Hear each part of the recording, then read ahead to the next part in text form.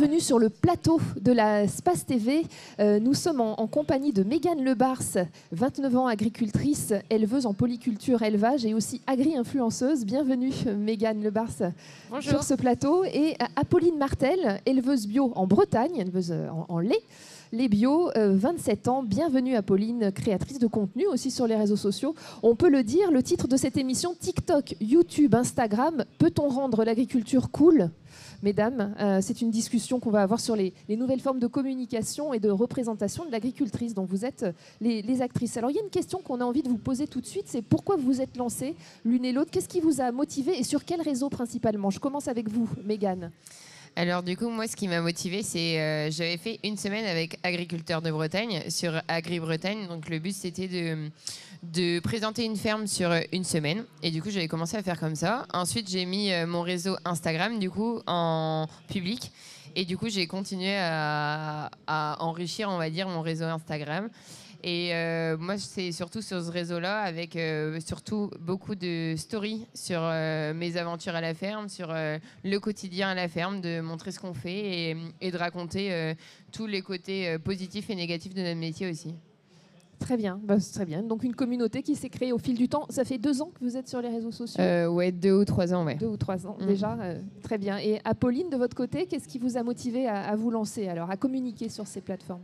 Eh bien, moi, c'est un petit peu comme Mégane. En fait, c'est tout d'abord une passion et une vocation qui donne envie de transmettre.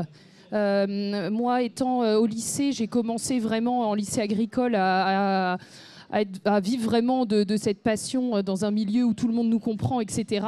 Donc, c'était naturel pour moi de créer, en tout premier lieu, c'était la page Facebook à l'époque de la ferme, mais que je nourrissais pas beaucoup parce qu'étant à l'école, c'était un peu compliqué, à part le week-end, de prendre quelques photos.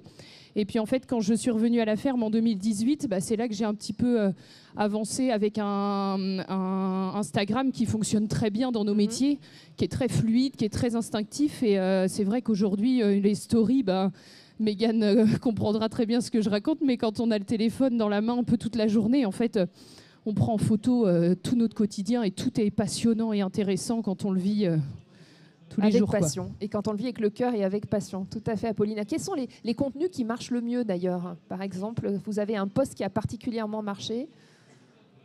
Moi, le post qui a particulièrement bien marché, c'était la sortie de mes vaches au printemps.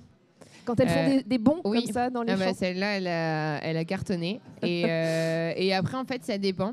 Parce que c'est un peu viral, donc ça dépend t'as des vidéos qui peuvent très bien marcher, t'en as d'autres un peu moins. Je sais pas s'il y a vraiment de choses particulières qui font qu'elles font le buzz, entre guillemets. Des fois, ça s'explique pas. Des fois, c'est juste... c'est compliqué, justement, à savoir trop comment c'est choisi, on va dire. Il n'y a pas vraiment de règles. Apolline, qu'est-ce qui a bien marché ? Moi, je rejoins Mégane. Après, il y a quelque chose qui fonctionne quand même bien et qui ne rend pas forcément à l'aise tout le monde. Et c'est un peu pour ça que tout le monde ne peut pas le faire. Mais c'est vrai que les faces caméra, les gens, ils aiment bien voir des visages. Et même quand on fait des publications, s'il y a juste... la preuve qui déconfirme de Mégane avec le réel qui avait très bien marché où ces vaches sortaient. Mais moi, je trouve que quand il y a de l'humain en photo, ça marche tout de suite mieux. Et puis après, il y a 2 phases aussi. On est suivi par du grand public, mais aussi beaucoup par des agris. Oui. Et du coup, les contenus très techniques où on parle des stocks ou de systèmes de reproduction qu'on fait sur la ferme, ça amène beaucoup de débats en commentaire. Bien sûr. Et puis moi, ce qui fonctionne plutôt bien, c'est l'aspect familial avec les enfants, où ça a aussi le fait de faire attention à tout ça. Oui. Mais c'est vrai que dès qu'il y a des petits avec des vaches, avec une fourche ou dans le tracteur, ça c'est... Ça cartonne. Ouais. On n'a pas fait mieux. Justement, au-delà de ces publications, quel message un peu on peut faire passer sur le métier d'agriculteur et d'agricultrice ? C'est-à-dire comment on peut sensibiliser aussi les différents publics, Vous me disiez que vous aviez 2 publics. Il y a les pros, les agriculteurs qui sont presque en formation aussi et en échange avec vous sur vos publications. Puis il y a ce grand public à sensibiliser. C'est aussi le but de ces réseaux sociaux, d'être un peu ferme apprenante, mais sur les réseaux sociaux. Mégane et Apolline.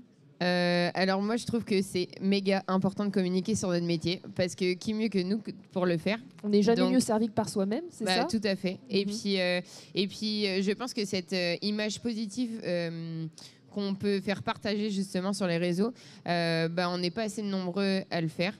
Parce que c'est quelque chose. Avant, on avait tout le monde avait de la famille qui était en agricole. À l'heure actuelle, maintenant, c'est vraiment les gens sont loin de notre métier. Et du coup, c'est souvent eux qu'on entend parler de notre métier, alors que ils y connaissent rien. Et en fait, c'est à nous de montrer ce qu'on fait. C'est à nous de montrer aussi comment ça se passe dans les fermes, sur le terrain. Qu'on fait ce métier-là avec passion et que justement à notre petite échelle, on essaye de montrer ce que l'on fait, c'est bien, et que chaque matin on se réveille pour nourrir la population, et je pense que c'est l'un des plus belles choses qu'on peut faire. Ouais. Bien sûr, il y a des bénéfices à cette communication. Finalement, ça rapporte aussi en termes d'image. On parle de la marque employeur aujourd'hui, n'est-ce pas, Pauline? Il y a même le podcast Transmission Positive qui insiste sur cette communication qui donne une image également aux futurs stagiaires, aux futurs salariés. Vous abondez dans ce sens, Pauline. Il y a vraiment plein de bénéfices à communiquer sur les réseaux sociaux. Complètement. Et puis en fait, il y a un aspect aussi qu'on apprécie, c'est qu'en fait, on fait le contenu qui nous plaît et qu'on souhaite faire, et on transmet les messages qu'on souhaite. Et c'est pas faux, des fois je dis c'est pas le monde des bisounours qu'on montre, on montre aussi les difficultés de notre métier. Mais c'est vrai que quand on accueille des médias, des reportages, etc., les contenus sont souvent ciblés. Il faut que ça soit autour de la traite, il faut que ça soit autour des vaches à l'herbe, et c'est génial. Mais en fait, c'est souvent les mêmes contenus, les mêmes photos, les mêmes vidéos. Et c'est vrai que sur les réseaux, l'avantage, c'est d'apporter vraiment un regard de pied dans les bottes, quoi, et vraiment de notre vrai quotidien qui est passionnant, qui est technique, qui est innovant. Et ça, c'est vraiment très agréable. Et je sais que vous le faites vraiment avec passion, avec savoir-faire en tant que chef d'entreprise agricole, Pauline. C'est vrai que c'est important d'avoir ces mots-là, de montrer sans tabou, en fait, le métier. Et puis en osant parler d'horaire, en osant parler d'organisation du travail, etc. Oui, c'est vrai que toi, tu montes souvent avec tes enfants et trucs comme ça. Mais je pense qu'aussi, on a cette chance de pouvoir se libérer du temps aussi. Pour avoir par exemple des engagements extérieurs, mais aussi de se libérer du temps. Enfin, on a cette souplesse de travail qui fait qu'on organise notre journée comme on veut. Certes, avec l'élevage, il y a quand même des choses particulières et des horaires particuliers à respecter, mais on a cette chance de pouvoir aller à un rendez-vous médical à une heure. On s'organise pour pouvoir le faire, et c'est vrai que notre métier nous permet d'avoir cette souplesse-là aussi. Et malgré qu'on entend souvent des choses négatives sur justement le fait que les agriculteurs n'ont pas forcément le temps, etc., c'est vrai que il ne faut pas regarder que ce côté-là négatif de notre métier, parce que c'est vrai que des fois, il y a des personnes qui sont la tête dans le guidon, et on en connaît tous. Mais il faut, je pense, et puis je pense que notre génération a besoin de ce temps libre. Ce temps libre.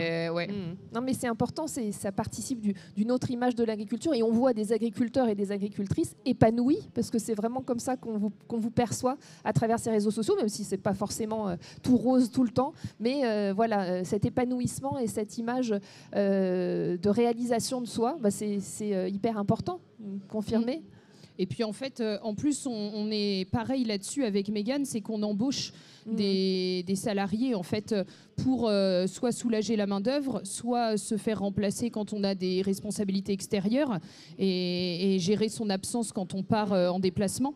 Et du coup, on est très habitué à avoir du monde à la ferme pour faire des tâches particulières, et puis avoir une organisation cadrée aussi, où c'est une entreprise aujourd'hui, et avec une organisation du travail comme dans une entreprise lambda, et une gestion du salariat très importante. Et du coup, les réseaux amènent aussi toutes ces choses-là où quand on aime ce qu'on fait, qu'on le partage bien, et on évite de demander aussi, parce que notre message est chouette à entendre. Donc ça propulse aussi sur une scène où ça nous amène encore plus de déplacements, etc. Parce que on est demandé dans plein de choses choses qui sont géniales parce que ça ne fait que compléter ce qu'on fait tous les jours sur les réseaux sociaux, mais qui est par contre très prenant. Et ça, à part le vivre et le faire, il y a peu de personnes qui peuvent trop comprendre, quoi. Mais bon. Justement, oui, vous êtes devenues des ambassadrices du métier agricole, hein, avec vos prises de parole. Si, c'est un petit peu ça. On demande de vous... On veut vous écouter, on veut vous suivre. Et justement, peut-être qu'on vous demande des conseils. Ça sera ma dernière question, puisque le temps est compté sur cette émission. Et merci beaucoup, hein, de vos témoignages. Mais on a envie de vous demander quel conseil vous donneriez à un agriculteur, une agricultrice, un jeune qui veut transmettre aussi via les réseaux sociaux. Moi, je dirais de se lancer et de trouver le réseau et la façon de communiquer qu'il aime, parce qu'on n'a pas tous les mêmes façons de communiquer. Chacun a son réseau particulier. Moi, je sais que c'est les stories plutôt que je fais. Moi, je me balade toute ma journée avec mon téléphone dans la main et je prends tout et n'importe quoi. Et je partage comme ça le quotidien à la ferme. Je sais que éventuellement, c'est pas forcément quelque chose qui fait qu'on a énormément d'abonnés, mais en général, ceux qui suivent et qui... Ils me suivent au quotidien et du coup c'est hyper chouette. Et je pense que souvent on se rend pas trop compte derrière notre téléphone tout ce qui peut être vu. Moi j'ai du mal à quand vous disiez qu'on était ambassadeur, un truc comme ça. Moi je le perçois pas du tout comme ça et je me perçois pas du tout influenceuse. Je me perçois rien du tout. Je suis juste agricultrice et je parle de mon métier. C'est excellent et vous le faites très bien. Merci pour ces conseils, Mégane. Et vous, Apolline, pour terminer, alors sur... Eh bien, moi, je trouve qu'il y a aussi... Alors, Mégane ne le dit pas parce que je pense que c'est naturel pour elle, mais je pense qu'elle s'en rend compte quand même. Mais il y a un aspect communicant où la communication, ça s'apprend aussi. Et toi, tu l'as fait à travers sûrement plein d'opportunités que tu as eues dans ta vie. Mais je pense que ça nécessite quand même un petit peu de formation. Parce que tout le monde ne peut pas communiquer. Pas parce qu'on n'est pas à l'aise ou on n'est pas beau, ou ça ne veut rien dire du tout. Mais parce que ça s'apprend, on ne filme pas n'importe quoi. Il y a une réalité qu'on partage, mais voilà, elle a ses limites aussi, où je veux dire, on a tous nos aléas dans nos métiers, il y a des choses qui sont dures pour nous à vivre et du coup on les partage pas forcément. Donc il y a plein de petits aspects comme ça, des cases bien paillées, essayer d'avoir les animaux quand même qui sont propres, alors même sans filmer, ça nous intéresse, mais des boucles d'oreilles, une vache ça a 2 boucles d'oreilles, je dis souvent ça, et des fois il faut faire attention quand même, parce qu'un petit veau, normalement, il a ses boucles d'oreilles dans la première semaine, grand maximum de sa vie. Enfin, c'est des petites bricoles, mais c'est très vite de casser aussi l'image agricole. Il y a plein de gens qui sont professionnels là-dessus, donc il faut pas leur tendre la perche, quoi. D'accord, c'est très concret. Effectivement, ce sont des conseils de bon sens. On vous remercie toutes les deux très sincèrement pour ces témoignages. Et on peut vous suivre, donc Apolline Martel et Mégane, Mégane sur les réseaux sociaux, en l'occurrence Facebook, Instagram, j'en ai pas oublié. Et voilà, bonne continuation. Apolline, elle est hyper suivie sur YouTube aussi. Et YouTube, évidemment. Merci beaucoup et on vous applaudit. Merci à toutes les deux.